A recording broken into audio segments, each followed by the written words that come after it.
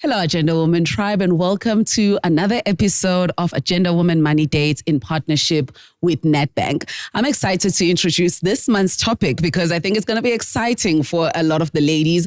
We're going to be talking about dating your money. We just came out of the month of love and it got me thinking.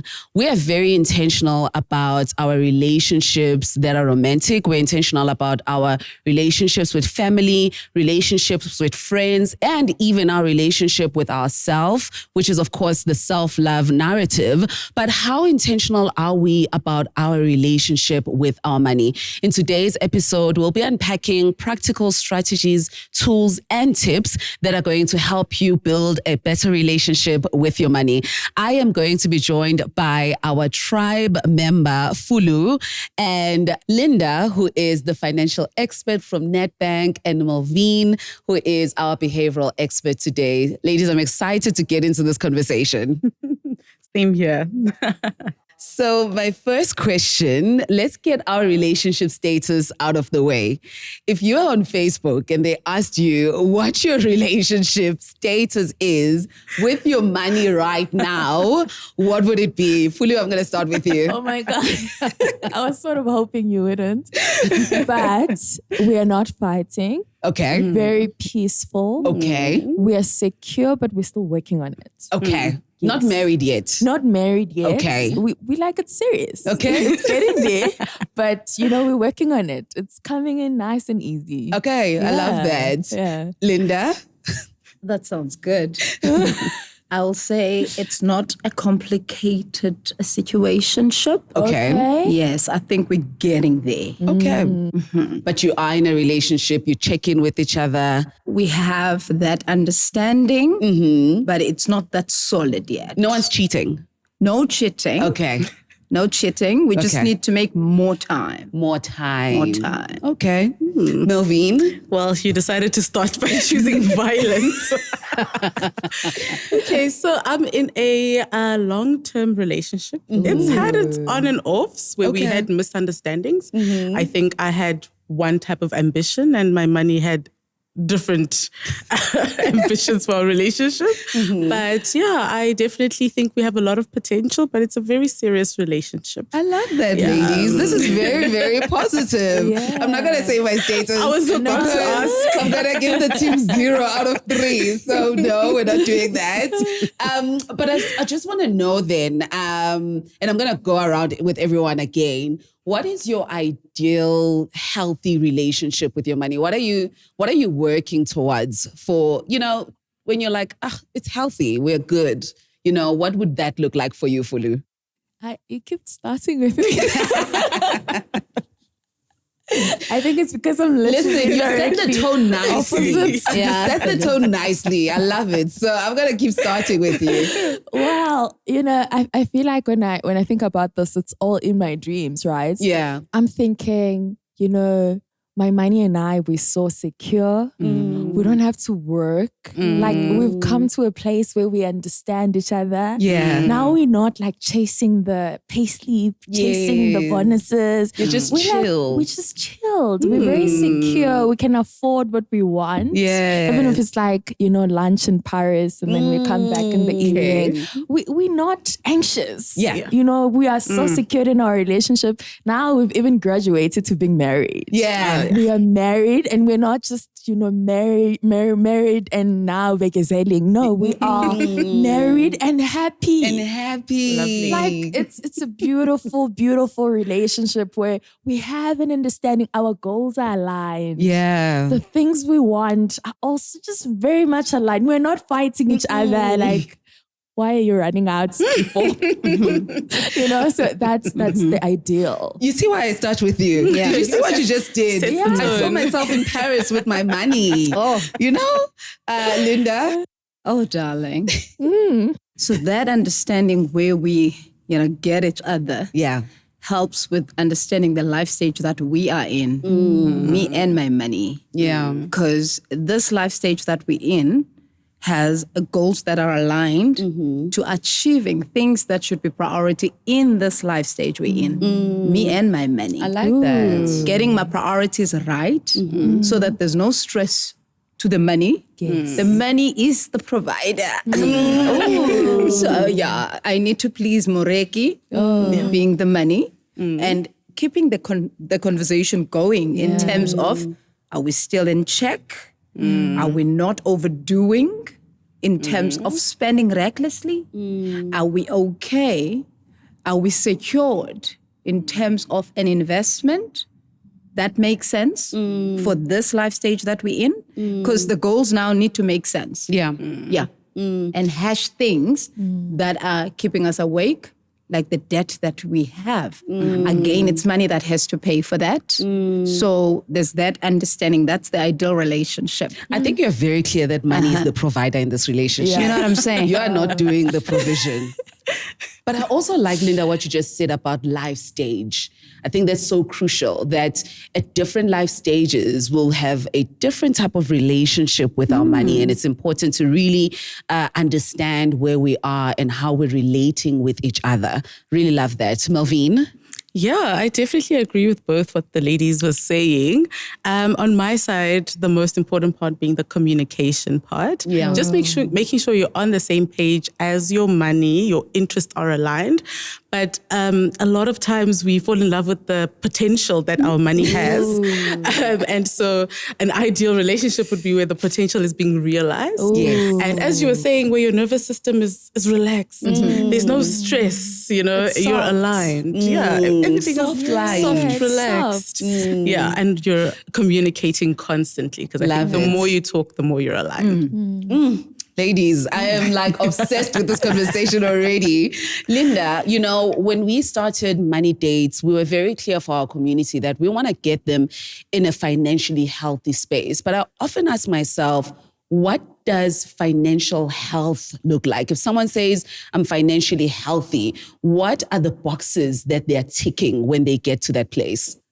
I love that, because the knowing is what guides us. Absolutely. So when you say financial health check, it's like you're checking how you're doing your vitals medically. Because if you're looking at the wellness cycle, there's also physical, spiritual, and financial with the others, right? So that financial health check includes me checking with that communication again. Do I have an emergency fund? That's checking now. Do I have a plan to pay off my debt? Do I understand my debt? Do I know my current credit score? These are the elements that I check to understand if I'm financially healthy or not. And how's my insurance? Do I have security for my assets, for the things that mean a lot to me? And how's my savings status? Saving for emergencies, current goals, medium-term, long-term goals. Like, do I have all these things intact? And if so, is it an electrical transfer that happens in the background so that I don't stress about it? It must be effortless. As well as investments. Do I have investments that talk to the life stage that me and my money are in? Do they make sense? Are they still relevant? Review, assess, analyze. It's not about a lot of money that I have. I'm financially healthy when I'm in charge, right? That, non-stressful conversation and relationship and a marriage ultimately with my money. That's financial health. Oh, I love that. Linda, can I keep you in my pocket? Already, I'm just like, I need to keep ticking these things along the way. I'm definitely going to be watching this episode again to listen to that, because I think sometimes these concepts, when we speak about them, they can be so overwhelming, right? And I love really simplifying finances so that people know where to start.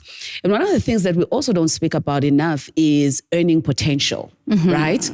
The idea of when we do have money conversations, everyone feels like they should be earning the ideal amount of money that they want, and then they can get into their finances. But I think what I've realized is the first conversation is we should be intentional and deliberate about understanding that money is earned. Can we talk about that intention and being clear about that? What are you seeing in the field when you meet people, whether they are low earners or people who don't have jobs and are still in the market? What conversation are you having with those people around financial health?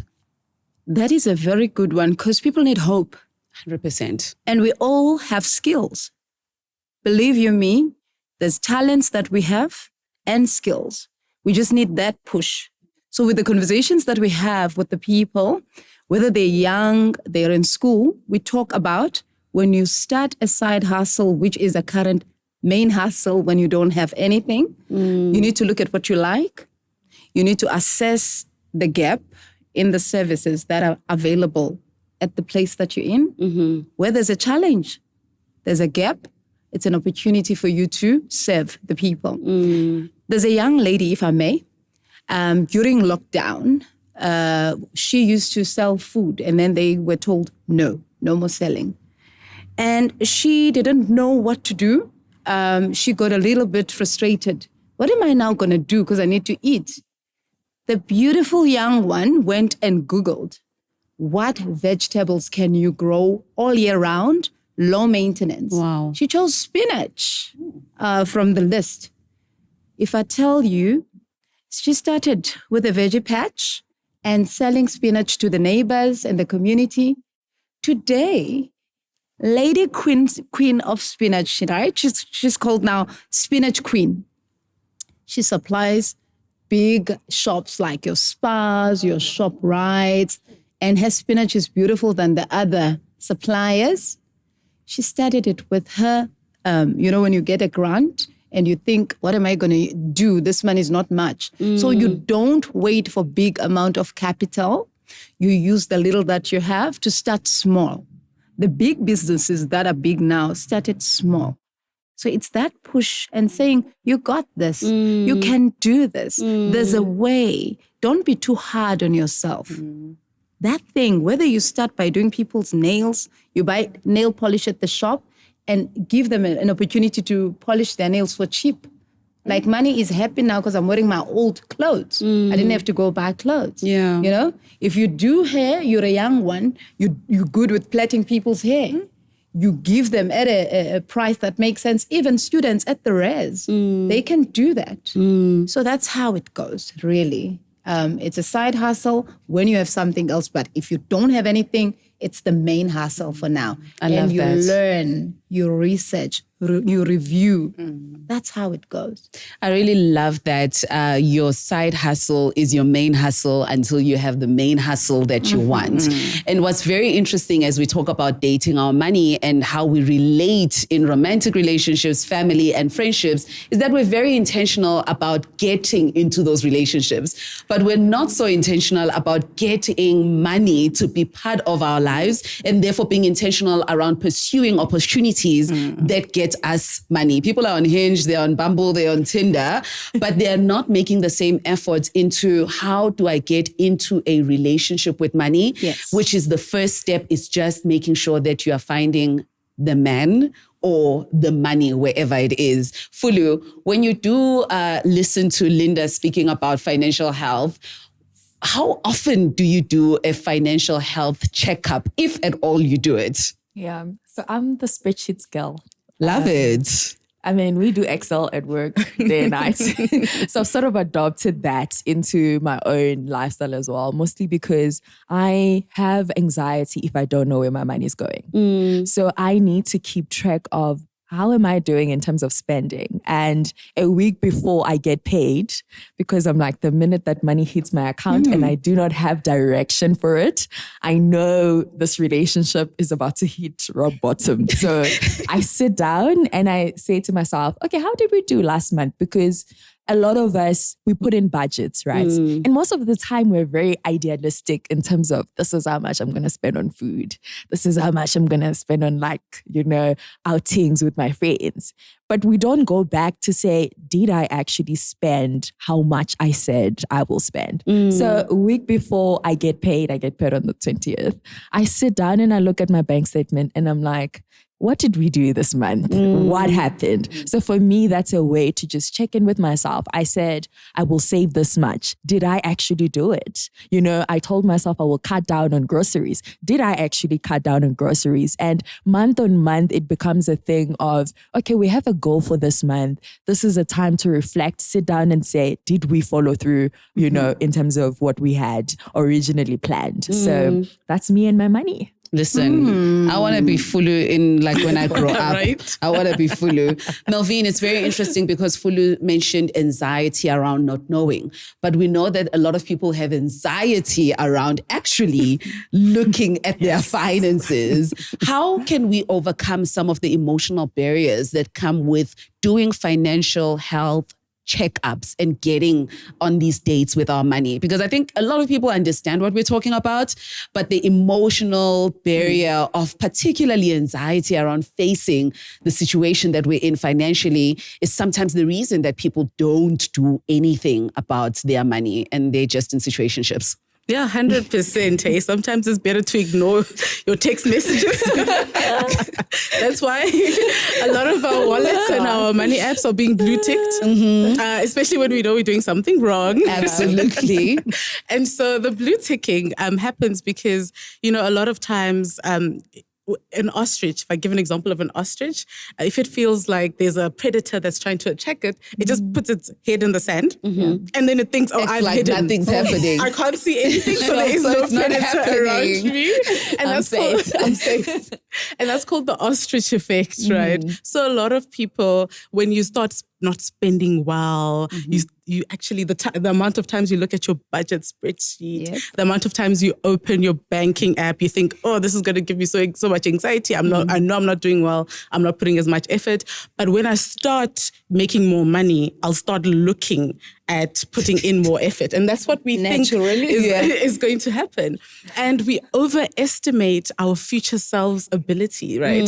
So a lot of times we think, well, if I start making money, then I'll be able to start saving. But a year from now, if you're keeping the same money habits, you're doing exactly the same behavior, guess what? The future self is still you. And you still have the exact same habits, still right? the toxic one in the relationship. Imagine that. You're still the toxic one. You're still toxic. Exactly. Just going from one bank to another. Another bank. Changing. That's so true. Right? So one way to overcome this is to reframe how you view looking at your finances. And by reframing, we're saying that instead of saying, oh, I don't want to look at my app to see just how badly I'm performing, you're looking at your app to give you information to make better decisions. And one thing about money habits, is that a lot of times we think that, okay, these are the things I have to have in my budget. But when you look at our performance during the month over maybe a 3-month period, we are ruled by what we like emotions, events. So there's a side of our brains that's like logical. There's another side that's emotional and craves entertainment. And a lot of times when you are budgeting, you have a budget called food, right?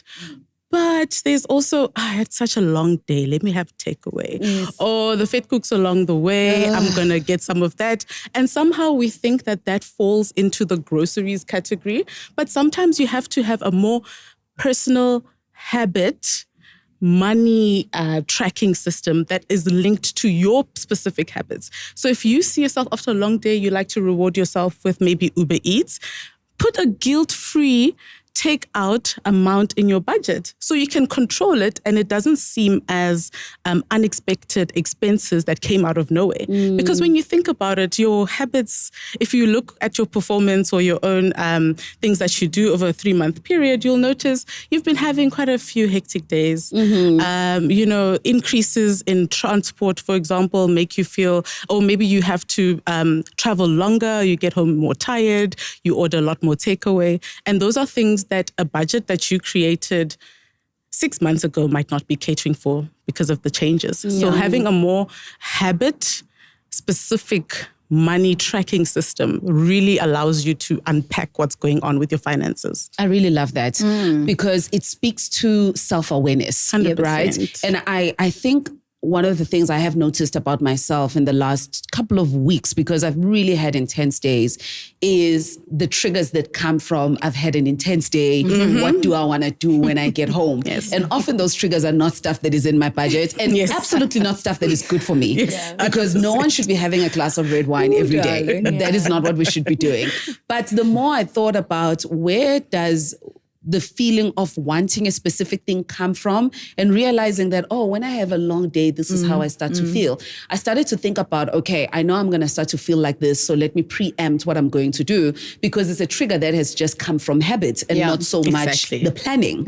So Linda, for a lady who's listening to this and saying, that sounds like me, what are the things that we can start to do to regain control over our finances? Like 3 things that someone can walk away from this conversation and immediately do to regain control of their finances, especially if they've been behaving like an ostrich in this relationship. In this case, we can't run away. We can't be ostriches. It's not gonna help at all. So be kind to yourself, right? Take care of your mental health. And in assistance, you would then need to know your net worth. Your financial net worth says, what assets do I have versus the liabilities? My income that the debts are being paid from. And do I have a way to deal with this thing? Because when you're thinking retail therapy, it's a myth.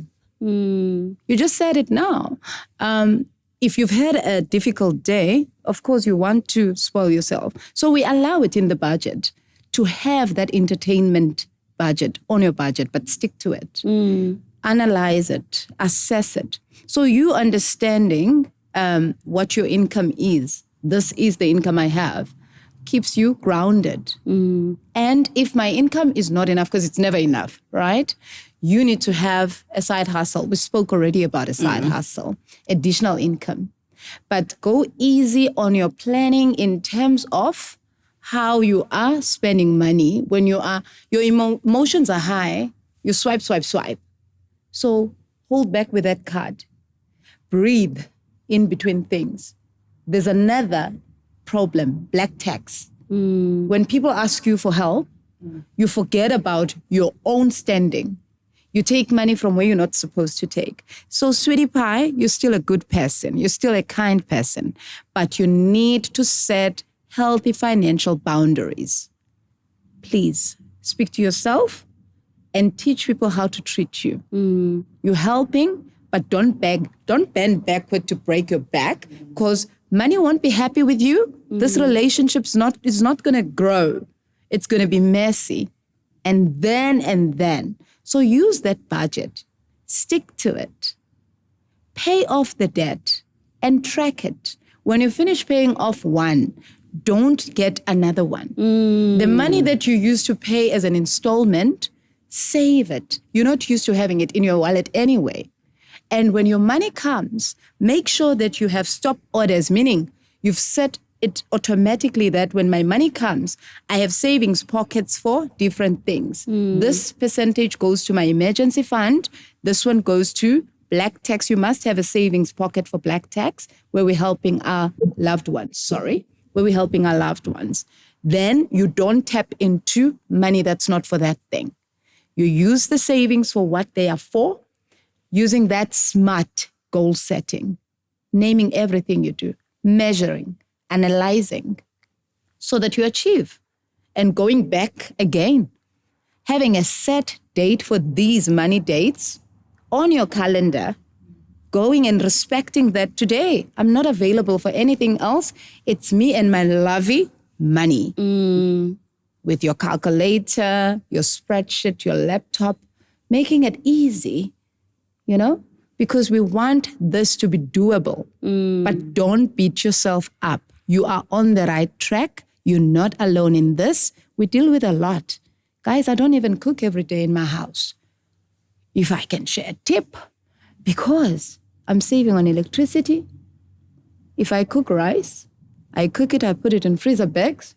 I freeze portions that I will defrost for tonight. And then the other rice is still nice. It will be steamed fresh. If veggies were on the left last night, they will be on the right tonight. Okay? And the flavors went into the meat. It's the same meat from last night. And the family says, thank you, dinner was nice. So put flavor in there, right? Watching your health, watching your wallet, money will be happy.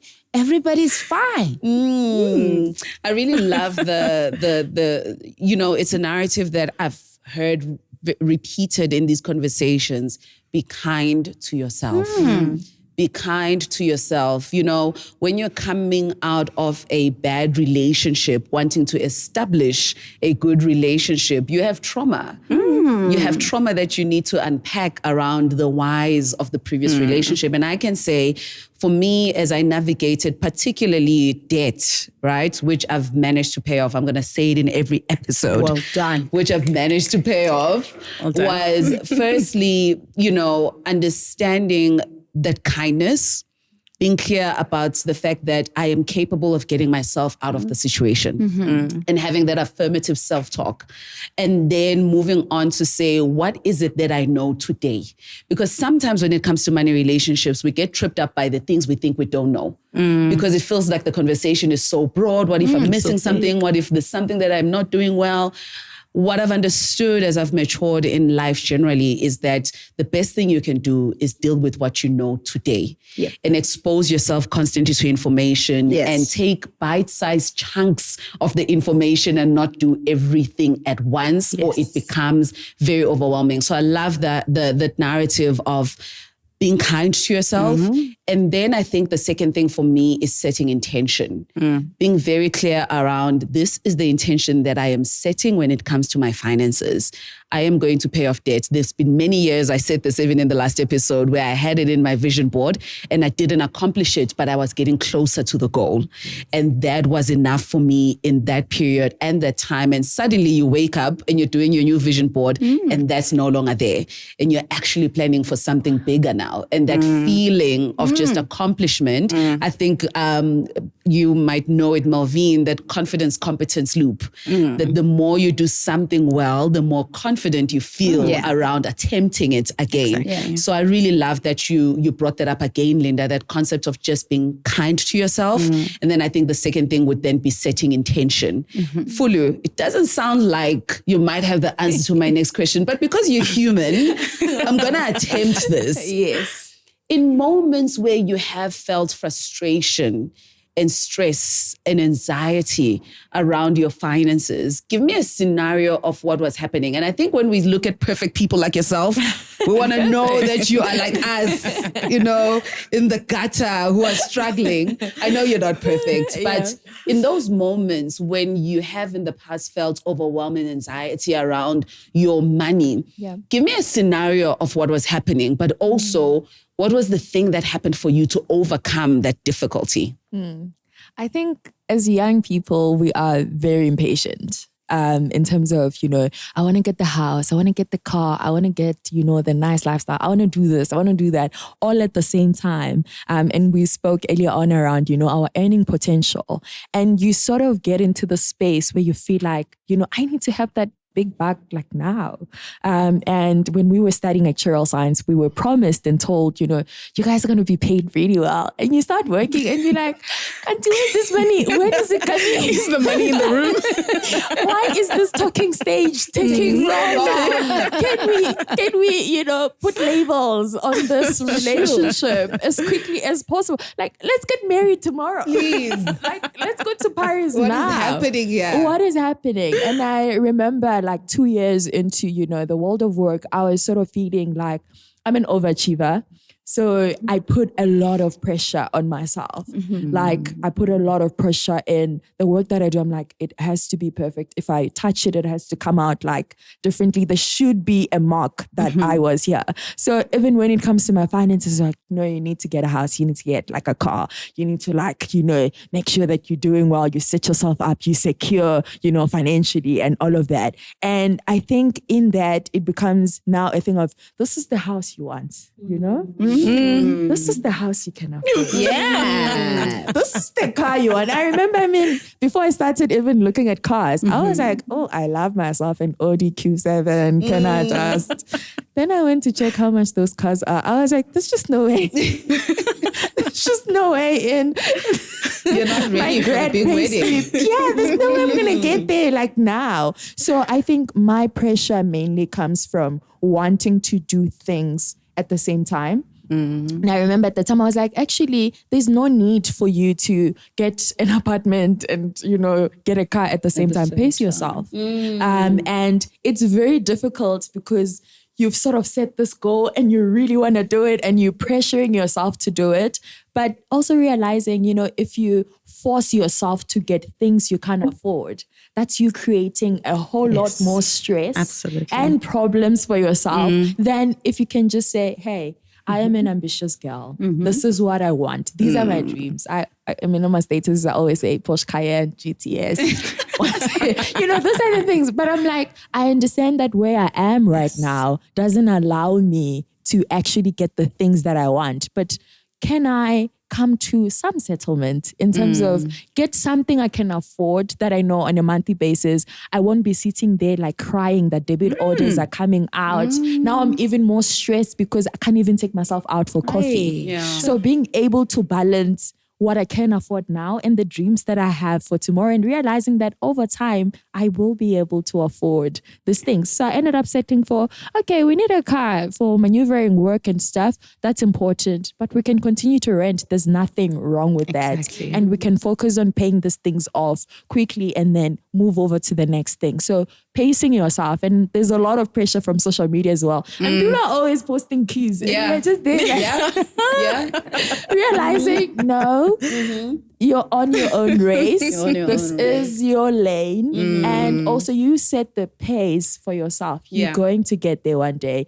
And it doesn't have to be a competition. I love that. I absolutely love that. Super Linda, there's something that Fulu touched on around, you're young, you're impatient. And another thing that happens with young people, particularly coming into the workplace, they still have a good credit score. Oh, yes. So it's very, very easy to be overtaken by the impatience, but also be in an environment that's primed to take advantage of your inability to actually set a pace for yourself. I want to talk a little bit about credit scores, right? You mentioned it at the beginning as we were talking about your financial health check, that your credit score is one of the primary things you need to understand as an individual.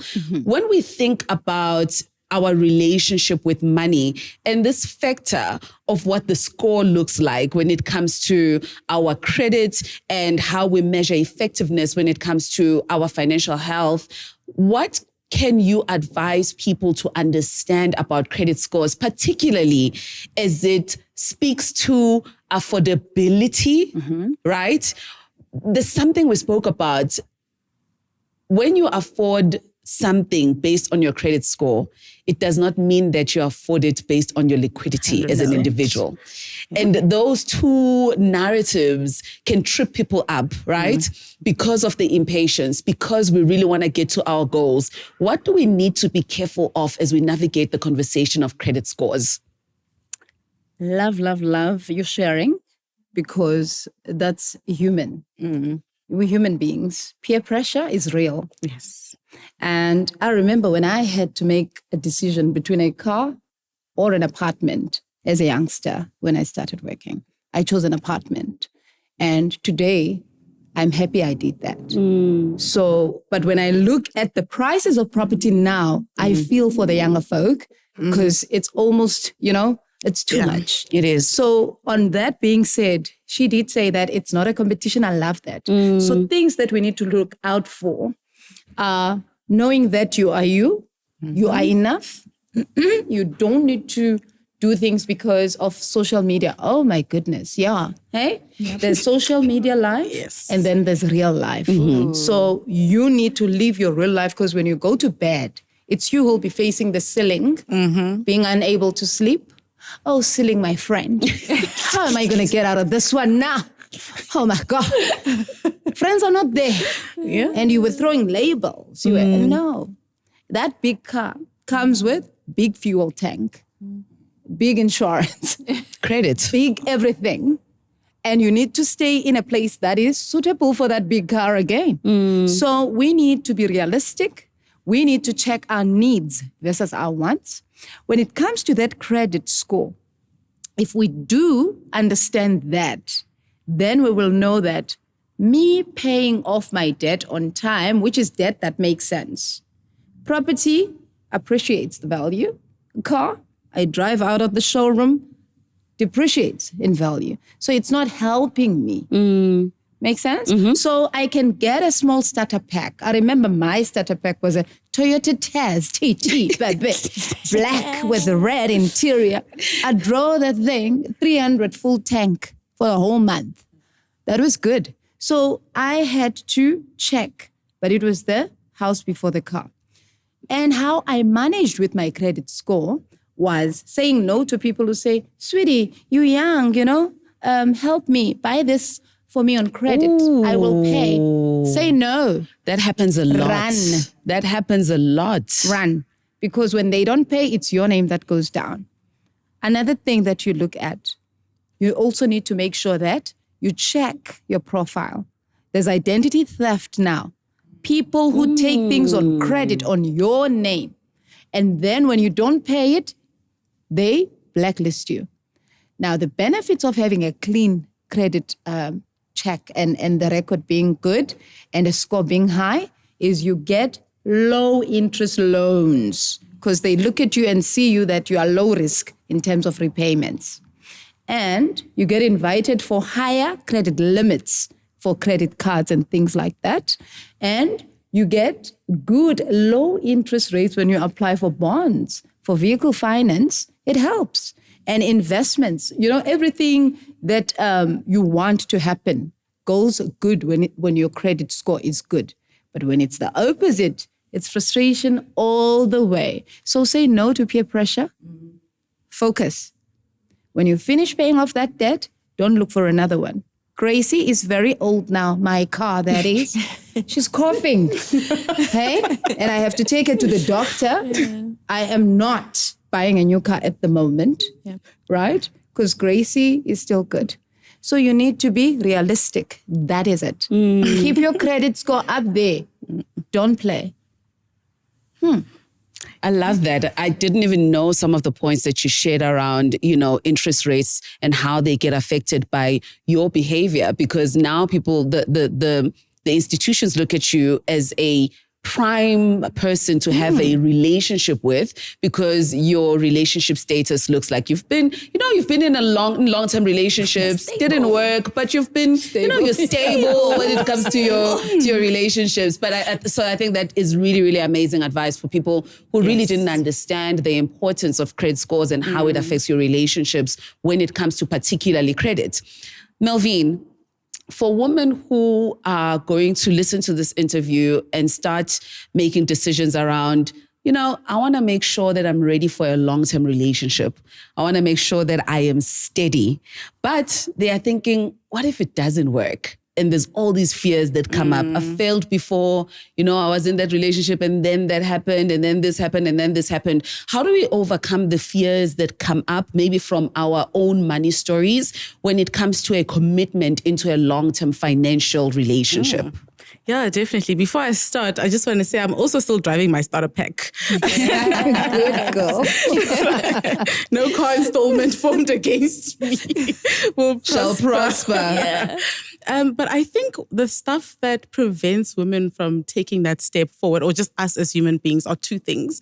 Number one, I'll touch on the instant gratification, right? Our personal desires.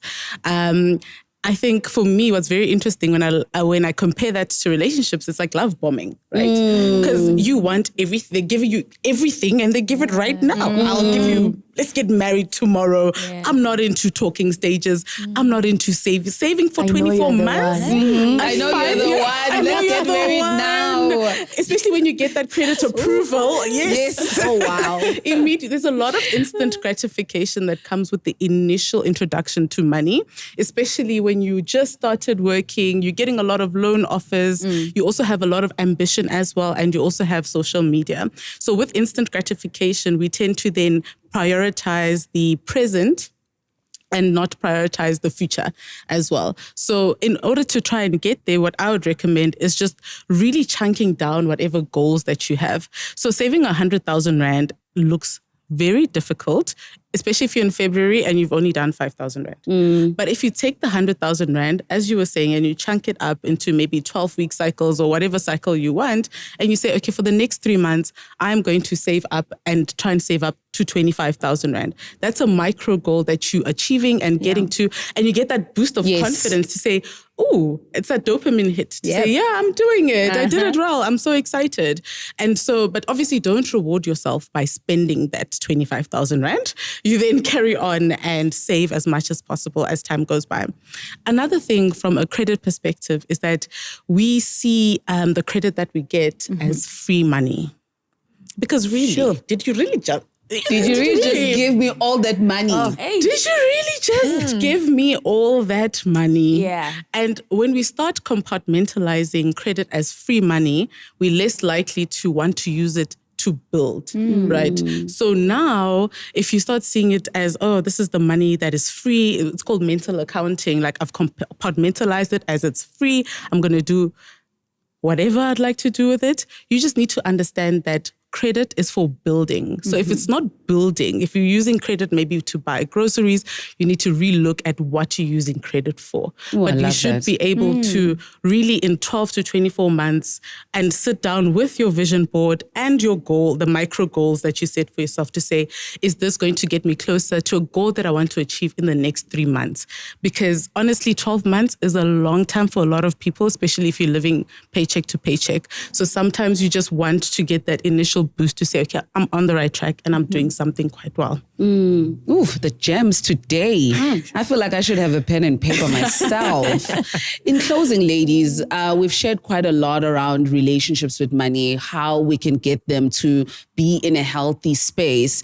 But I just want to know for everyone, you know, as we walk away from this conversation and for anyone who's listening, Fulu, you sound like you're in a good space with your money, but I want to know, you know, for people who say they are in a good space or for people who are aspiring to build a vision board around their relationship with money, how are you continuing to nurture your relationship with money and what's next with you and your money? I feel like I'm on the Love is Blind couch. What is next in this relationship with money? Yeah. Wow, that's a beautiful question. I think because it's a relationship, you know that you don't call your person once and assume that, you know, it's solid. Like I call you once, we are good for a lifetime. We don't go on a single date and then say we are ready to get married. So I think it's now just, you know, we're continuing to grow together. And I love the thing you brought around, you know, different life stages. Because it's like, okay, now I'm single. I feel like month to month, I'm managing my finances well, but it's now, okay, when we move over, when we've gotten over that starter pack of a car, which was paid off last year, what's next in terms of building wealth and contributing more towards my future? Because when you're starting out, you're like, okay, let me just get the grounding first. And then now it's, okay, we need to have more conversations around contributing more towards building wealth and us setting ourselves up for financial success. So we are doing, you know, check-ins. We will continue definitely with the check-ins and just like getting to know each other as we grow as well and priorities change, you know, as we bring in partners, like real physical partners. Real life partners. Real life partners. It's not to say this relationship is not serious. Yeah. It is very serious, but you know, as we bring in partners and also growing career-wise as well, because that impacts, you know, what comes in at the same time. But I think my one that sort of has my focus this year is, you know, solidifying these multiple streams of income. Definitely. And it's not nice to get paid only once a month. So solidifying the other streams of income where in the past they have come in here and there, but I'm thinking now, let's also solidify those relationships. Yeah. They're situationships right now, Yeah. but can we turn them into secure and stable relationship? Because then that helps as well in just securing this relationship and turning it into a marriage. Love that. In terms of, what's next? No, man, it definitely has to be a house or an investment property. Yeah. Still deciding between the two. Yeah, but, we will still have to sit down and look at the numbers and see what makes more sense. I love that you said that, because our next conversation will focus on investments, because I think it's such a big part of a long-term healthy financial relationship. Linda, same question. When you think about the healthy financial future that is in your vision board, how are you nurturing that today, and what is next for you in that relationship? Like, are we expecting kids? Are there money babies coming? What are we doing? See the smile. Okay. There will be signs. It's going so well. I've just realized, in the beginning, I was being hard on us, me and my money. We're actually on the good, very good. Oh, wow, guys. And yes, there are babies. So we've kept it private, but now the secret is out. Okay. Me and my money, we're doing so well. And we're starting small. So this is me saying to my sister out there, sweetie, celebrate the little wins. Yes. Yeah. Because as you do that, you will know now. Get help. Don't cry alone in your little corner feeling sorry for yourself. Yes. Have that help. There's digital now available, like the Lwazi DigiBots, that is telling you everything to do at your leisure time. And now, even on your phone, on your money app, you're able to go to My Smart Money, where you are able to see your spend. Spend time. Track your daily spend so that you see what you need to cut out. Yeah. So it's good. I'm actually, as I'm sitting here and I'm proud, because when I look at how things are, it's tough. Yeah. It's tough.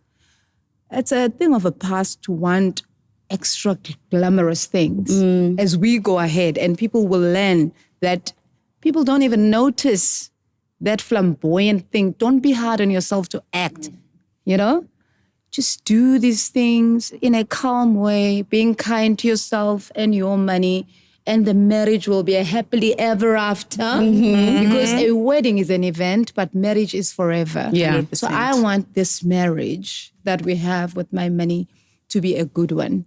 So my investments must talk to my risk appetite as well. Am I a high-risk investor? All of those things, as well as adapting to the economy now. If I buy veggies at the veggie market now and fruits and chop them and freeze them in my freezer, it's better than buying the other brands that are expensive because of the packaging.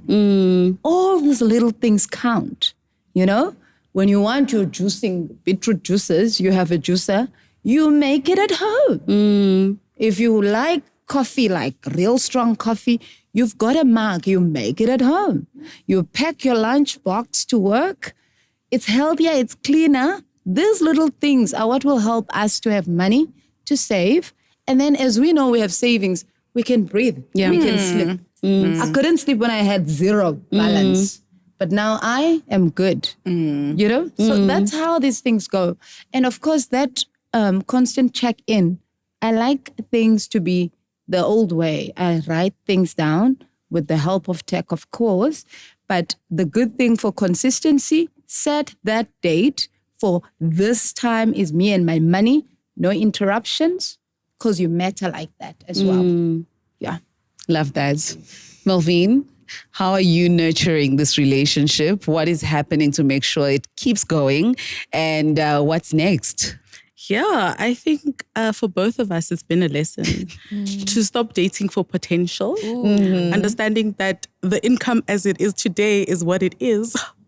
And therefore align all goals and passions according to Where the you are. income, where you are, but also understanding that there is goals. It's okay to have future state, but then understanding the present will help you really create habits that craft the future as well. So definitely stop dating for potential. That is me.